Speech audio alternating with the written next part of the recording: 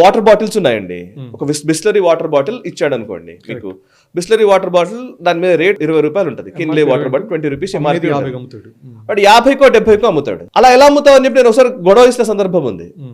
అప్పుడు నిజంగా అది గొడవ ఏంటంటే, నీకు ఎంఆర్పీ అంటే maximum retail price, last end product range కి ఎండ్ యూజర్ కి ఇవ్వాలి అనేది లెక్క. నువ్వు 20 రూపాయలకి అమ్మాలి, నువ్వు దానిలో అయితే నువ్వు మార్చట్లేదు కదా ఏమి. 5 స్టార్ హోటల్ అయినా ఏ హోటల్ అయినా నీ ఫుడ్ విషయంలో నీ ఇష్టం, నీ రేటు. నువ్వు ఒక పన్నీర్ బటర్ మసాలా నువ్వు 2000 రూపాయలు పెట్టినా కూడా అది నీ ఇష్టం, నువ్వు కుక్ చేసావు. సో నీ ఎఫర్ట్స్ దాంట్లో ఉన్నాయి.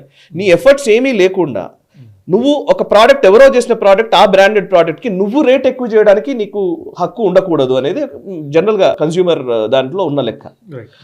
అయితే అప్పుడు పెద్ద గొడవ జరిగాయి, చాలా మంది దీని మీద మాట్లాడారు. అయితే వీళ్ళు ఏం చేశారంటే చిన్న లాజిక్ తోని వాళ్ళే ప్యాకేజ్డ్ బాటిల్డ్ వాటర్ ఇవ్వడం మొదలు పెట్టారు, ప్యాకేజ్డ్ డ్రింకింగ్ వాటర్ ఇవ్వడం మొదలు పెట్టారు. సో వాళ్ళు దానికి ఏదో బ్రాండ్ పెట్టుకున్నారు, దానికి 70 రూపాయలు వేసుకున్నారు.